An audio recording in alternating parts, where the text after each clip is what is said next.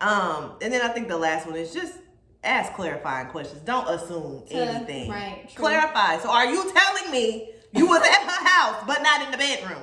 Right. What are you saying? What are you saying? What are you Help saying? me understand. Help me. Help you get to the hospital. Clarify. Don't assume. Give a damn about a hater when I feel like it. Not today, not today, not today, not tomorrow. Get out my way, please. I'm trying to get Hi, welcome back to our channel. I'm Jay. I'm Meek. And this is the Jay And Meek Experience. Make sure to like, comment, subscribe, and click that notification bell down below so you'll know when we post our next video. So, last night I was at work and you're at work. I'm a NICU nurse. I was feeding the baby and I'm just thinking about my life. And I randomly thought about this seminar that I took. Before I became a nurse, I was working in the corporate world. And it was on crucial conversations. That was the name of the seminar. And it was a really good talk about how to have difficult conversations in business.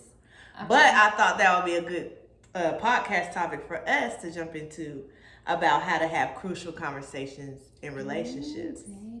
Because, baby, we really do need to normalize, like, saying how we feel when we dating and in relationships, definitely in marriages. Like, let's normalize talking. Right, because one thing that's the key to success in a relationship.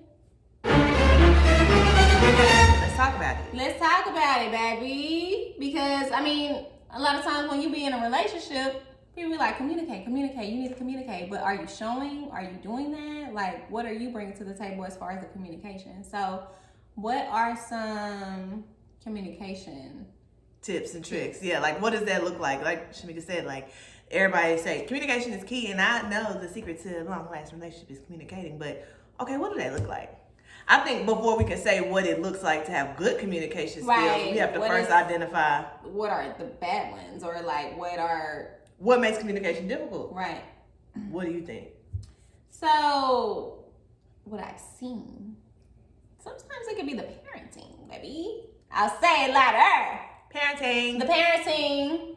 And what I mean by that, it could be like you may not have been taught how to communicate growing up, or you never seen it shown, so you don't know how to do it yourself. Because I mean, that's just with anything. Like if you've never been taught how to cook, how you gonna learn how to cook if you ain't never seen it demonstrated and showed to you? So if ain't nobody ever taught you how to communicate, like I seen something that was saying like a lot of men don't know how to communicate because as children, when you get a whooping, first thing that's been told, or just, but not even with men, like just children in general, be quiet. Quit saying all that. Quit crying before I give you something to cry about. So you don't know how to express your emotions. Yeah. And they're saying quit crying because like before you get some, I already got some. Yeah. But you're telling me I gotta do that. So now you can't. So now, and that's a good point, and just working with children every day, that is true. Like when you shut down a child's ability to communicate their emotions from early childhood, when they become adults, that's all they know. They're like, well, I mean, I never was even able to cry. So you have a lot of men now that's like, I don't cry, that make me weak. But it's or it like, could be females too that don't really communicate, but I mean, there's rarely. But you see it more in men, especially black men. Like crying is weak, it's a sign of weakness. But in relationship as a woman, I need that vulnerability from you. Right, I need to understand like what you're thinking. What are you know what I'm saying? I need to try to help it grow, help it work. Like what's going on? I need you to be emotionally available for me. So it's like, if you just are constantly like, well, I ain't thinking this week. Yeah, like, that's weak. How do I know what you're feeling? What I can't read your mind. Huh? And I think another thing that makes communication difficult in relationships is when the going gets tough and the tough gets going and that conversation gets hot and spicy. It gets to the point where everybody's just saying, or not everybody, but you and your spouse are just trying to be right versus trying to be understood. Right. Or you just go on mute. Ooh, I can't stand that. I don't want to say anything. So you just looking like, right, looking. Baby, do you hear anything I'm saying? Right, or I don't want to keep talking to you because I feel like everything we kind of talk about is going to lead to an argument. If we're speaking like Jordan just said, speaking to understand what one is saying, then how is everything going to lead to an argument? Learn how to communicate. But I think that is a good point, is when you shut down, because that is some people's coping mechanism when they're met with, that criticism or a difficult conversation. Yeah. then they do just shut down because they want to avoid further conflict. A lot of people don't have conflict resolution skills, and that's what I've learned in adult, like, you know, in life going through. It's like conflict resolution skills really is something that you have to learn. Right. But where do you learn it? That conference. that seminar. Your parents. But I mean, but so going back to what your point was, is when you're shutting down, you're blocking all communication. Right. Like now I don't know how you're feeling. I don't know how you feel because you don't want to express, you don't want to talk, because now you're so angry inside. You're just so upset. Or you're met with that conflict and you're like, well, she didn't back me in the corner, so I guess I'm going to keep my mouth. I don't even know what else to say because obviously she must be right. Speak. And so I feel like when you avoid conflict in that way, it actually makes things worse.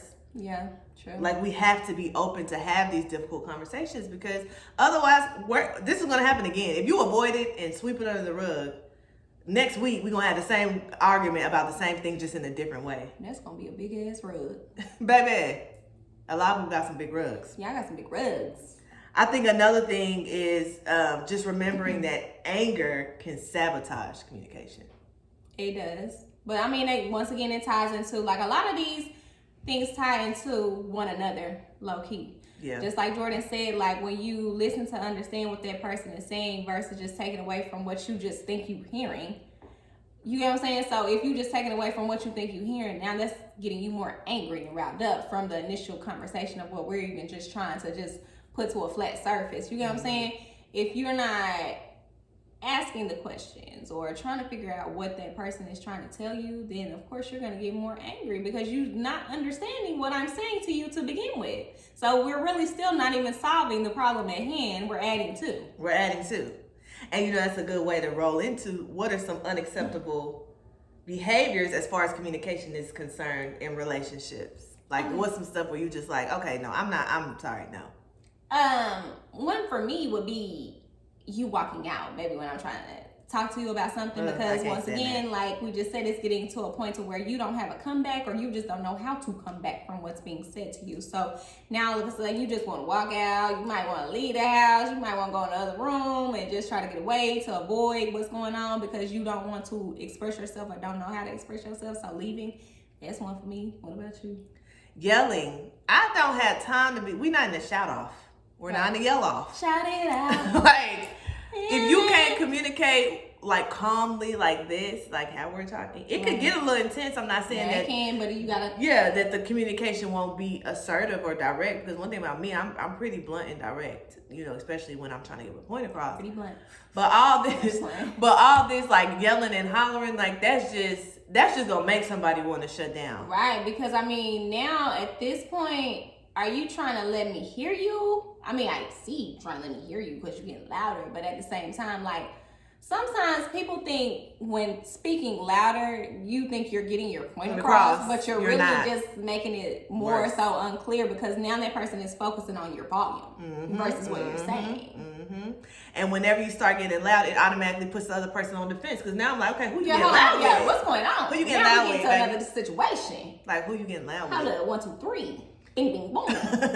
What's going on? Huh? You think getting loud is supposed to make me like not still like, be now on you your... start talking about other stuff. Yeah, so you getting loud and you think like no.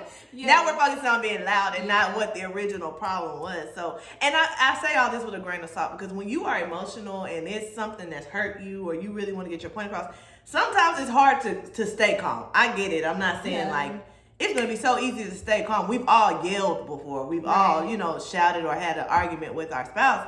But the point is, you have to be cognizant of this stuff and say, okay, I know that I am a yeller. Yeah. Let me try to understand what you... Yeah, like where you are on that communication line. But sometimes you might need to yell a little bit because sometimes it's just getting to the point that when you have to keep repeating yourself... Yeah, I don't want to keep repeating. That's another unacceptable. Did you hear me? And I didn't yell. So it's like if I said it 3 times calm, maybe. And now you're trying to act. Maybe I gotta yell it. I need to get out that. What's that little intercom speaker thing?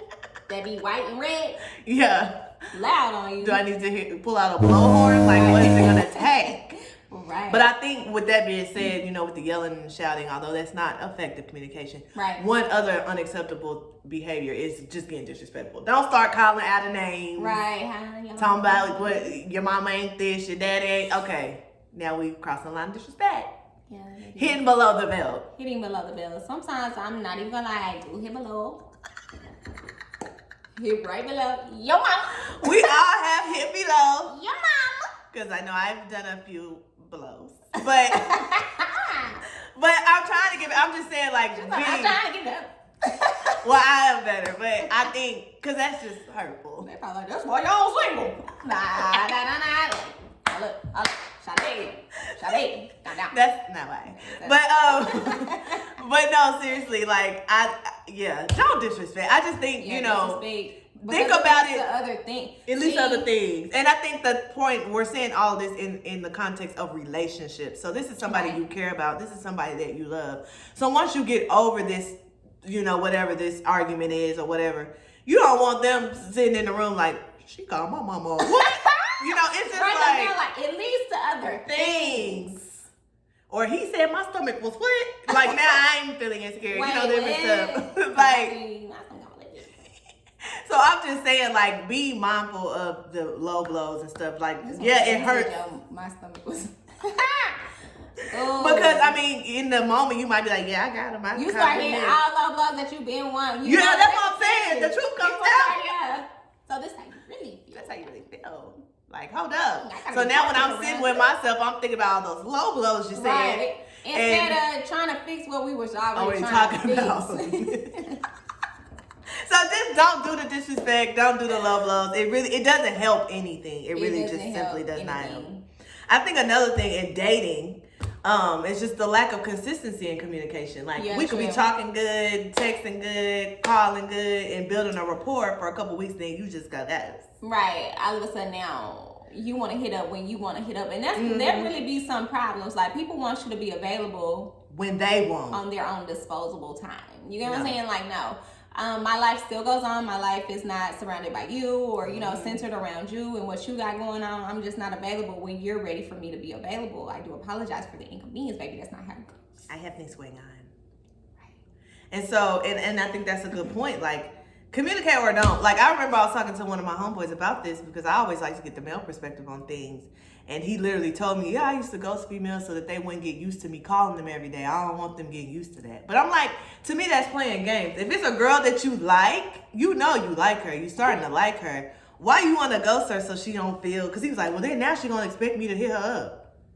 Don't you want to talk to her? Like, I'm confused. And then that's another unacceptable behavior. Like, keep it 100 with what you want and how you feel. Right, because I mean, a lot of times, a lot of people avoid having conversations with people to fix certain things because you really no longer are interested in the situation anymore. But instead of you communicating that, hey, we're not working out, I don't really like you how I used to like you, and some things, you know what I'm saying, you really don't feel like it's, because I mean, at the end of the day, if you with somebody in a relationship and you feel like it's changeable, you're going to communicate with them. You know what I'm saying? Unless it's something deep rooted in your body or your mind that you feel like the issue is, and you know, or it's a non-negotiable, right? Or like the conversation of communication is coming up with something that you're lacking.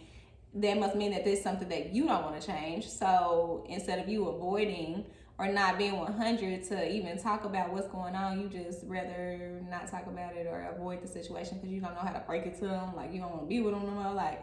And I think there's ways to communicate how you feel, whether it's comfortable or not. I mean, some of these that's the biggest piece about crucial conversations is that they're not comfortable conversations. Right. And so, you know, if he really feeling you and you ain't feeling him like he feeling you, you need to tell him. You don't need to waste his time. Like, you know, and I take that with a grain of salt too. I'm saying if y'all done built rapport, y'all done went on a few dates and you starting to see, this ain't really for me. I mean, it's nothing wrong with saying, hey, you know, you seem cool, but I don't know if you my person and I just don't want to waste your time or mine.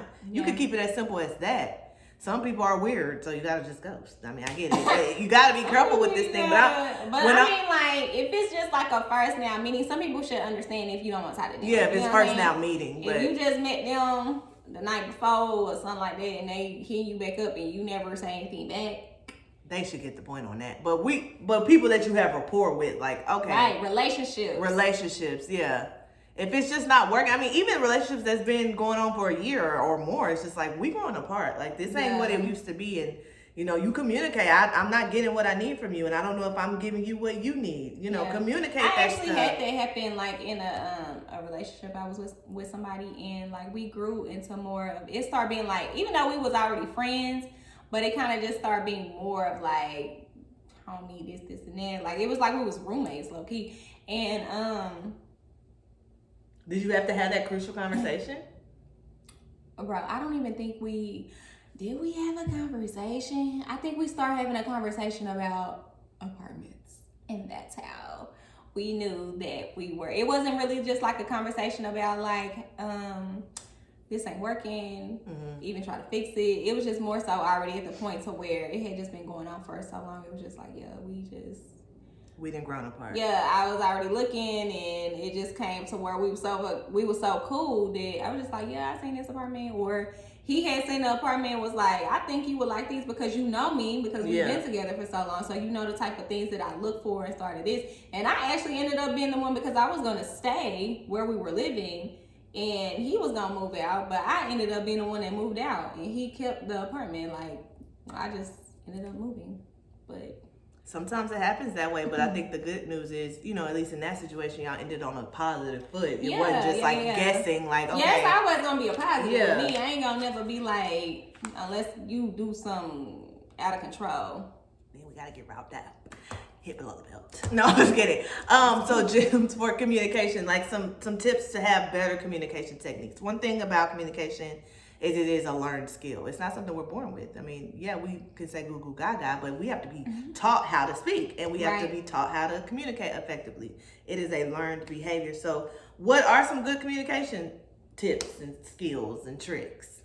I would say by like encouraging one another, speaking to encourage one another, to try to bring down what's going on, and also like talk about like how if you feel like your partner is doing something wrong or something that, you know, is needing help or they're lacking, you try to bring a solution to the problem and also include yourself into it, to where they're not feeling alone. I feel like if it's something that they're lacking, you let them know, but you also bring something to the table that's going to help, and you just also be like, well, I can do this with you, or, you know, even if it's something as little as you see something that, like a book or something like that, and you see it and you like, you know, I think this will be helpful for you. You can say like, I think you should just get this book and read it because, you know, it's going to help you. But that's just pointing a finger. So like, I guess I would say like, don't just point the finger. If you're going to point the finger, you also need to point, because look, it's always one to point back at yourself. So include yourself in whatever is going on, even if it doesn't have anything to do with you, so that person doesn't feel alone. And then you just be like, I get the book with you so we can read it and go over it together. That's helpful, encouraging. Yeah.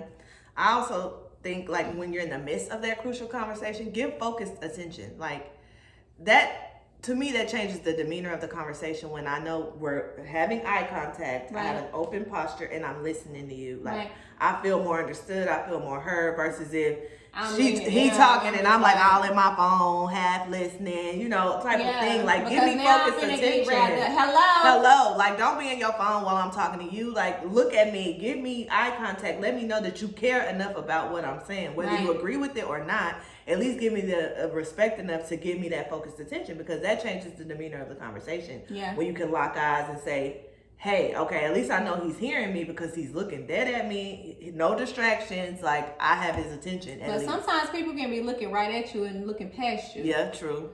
But, I mean, that's just within maturity. That's still a good thing to say, to, you know, direct eye contact. But you also, while you're directing eye contact, you still need to have a listening ear. Yeah, definitely. That's the biggest thing. You have to have an open heart, because if your heart not open to listen to what's going on and to take in what's going on, then it's going in one ear and out the other. Yes. And I think another good point is focus on what the person is saying and not how the person is saying it. The reason why I say that is I could be the best communicator, but if my spouse isn't where I am on a communication level, it could be easy for me to misinterpret what he's trying to say. You know, he might be really trying to tell me how he feels, but it's just not coming out right. So I'm trying to focus on what he's telling me and not how he's relaying it, because maybe he don't got that part all the way down yet. So again, just focusing on what, but not necessarily how.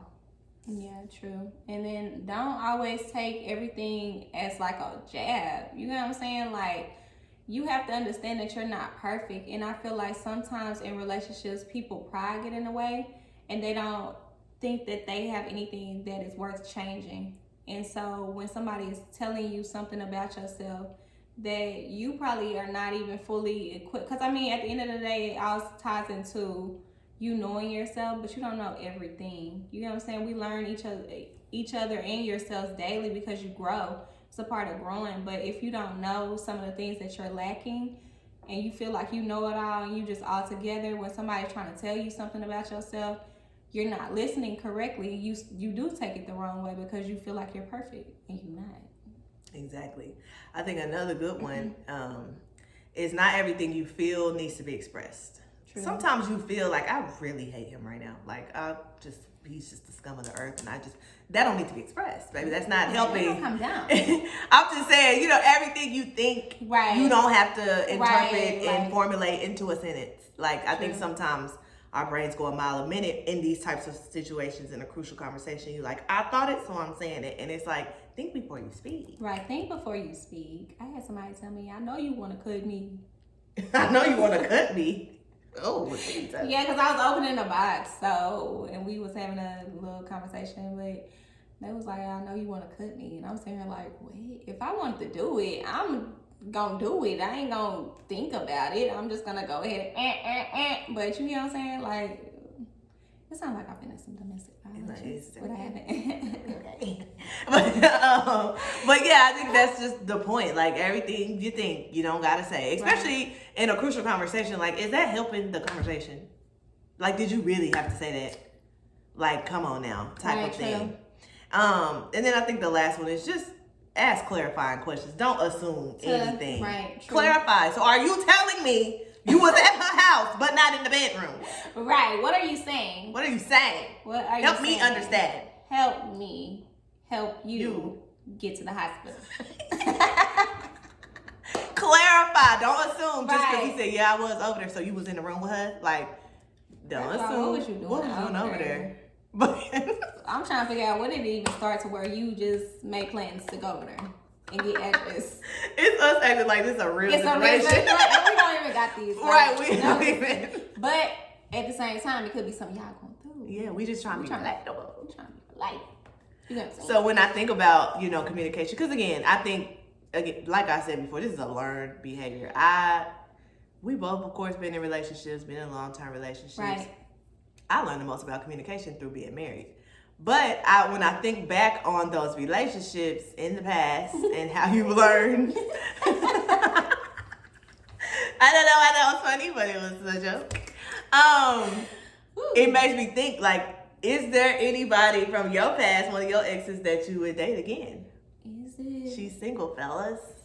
Single. Ready to mingle. Fellas. Nah, just playing. Let's see. Yeah, I probably would date one of my exes again, or an ex again. If I've seen like change, or you know what I'm saying, not saying like I'm just checking for an ex. Right. All exes report to the front. All exes, I'm single. I'm back. Report to the front.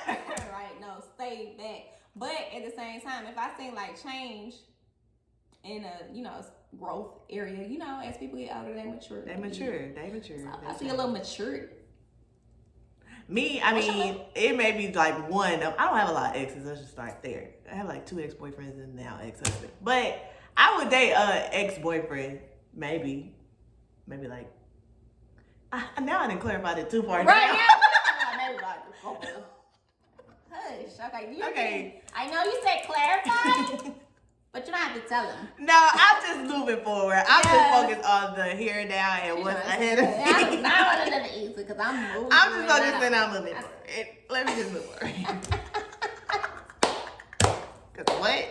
Anyway. Just said basically who it was. Basically, I just proclaimed. So basically, it's the one from. Gosh. Just what? So anyway, I think a good way to wrap this thing up. Look, now I'm trying to end the podcast. She don't want to talk to y'all no more. Y'all done got her open wide.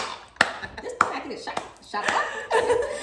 Before we do shots, it's just to know your love language. One of the Right. love languages that is specific to communication is words of affirmation. So if that is your love language, communicate to your spouse that you like to be built up through words. And if you don't know what love languages are at this age, You shouldn't be dating. you need help. But now, just Google it. Just you know Google what I'm it. saying? There's So 5 you different can love understand it, languages. Because, like I said, sometimes it starts with the parenting. And if you didn't learn these things or see this type of love shown in front of you, then you may not be aware of it. You know what I'm saying? And that might be why some people have issues with dating, because you don't know how. You never seen it shown you haven't correctly. seen a healthy So example. it's okay. But I mean, sometimes it starts with that parent. And the 5 love languages, I'm just going to try to remember off the top of my head, are words of affirmation, giving gifts, acts of service, quality time, and then And physical touch. Mine are physical touch and quality time. Mine, once again, I said in another previous podcast, if you're keeping up, I like a 5. She like all 5. I need a 5 because I'm giving out 5. Right. So I need 10. And I think another just good gem with her saying that is, when it comes to relationships, this ain't in specific to communication, you have to love your spouse based on the way they want to be loved, not how you want to receive it. Right. So like mine are quality time and physical touch. But if my spouse's love language is words of affirmation and acts of service, I can't just always be giving him quality time and physical touch if that's not how he receives love. So that's another Or if he like gifts. Or if he like gifts. Like, I have to love him in the way that he receives love. Is in the same, he needs to love me in the way. Gifts every day. Right. Lee, you don't. He needs to love me in the way that I receive love, because that's another big communication piece. If you dating somebody and y'all thinking of going into a relationship, y'all need to talk about the love languages, Right. or you're gonna feel like he don't never buy me nothing, and that's your love language, but he always spending time with you because that's what he likes. Right. And you think that he don't No want money. to, right? He Just time. but he thinks he's doing the right thing because he like, but I am spending time with you. Where's the money? So it's like, communicate that. Like, again, communication. Right. Hey, these are the ways that I like, these are the ways that I receive love. These are the ways that I want you to love me. And then in turn, how do you receive love? How do you want me to love you? Talk. That's how you get to know each other. Some of y'all just want to talk. Y'all just want to jump in that Y'all bedroom. right. That's what I'm saying. Y'all Y'all want to jump in that bedroom. In that back. In that then after. So what was your love language? No. Right. You said you like touch. I've been touching all of it. Big. Wait. You're taking it too far. And you didn't learn from the parenting. It starts with that parenting. Parenting. So we'll be back with that episode. Right, we will, because that's something that we definitely need to tell. Step on. Crip Stomp walk on. Jig on. Hit the folks on. Like, we need to be talking about that parenting. We definitely You said hit the phone. Let's take these shots because I is getting, my eyes water when I laugh like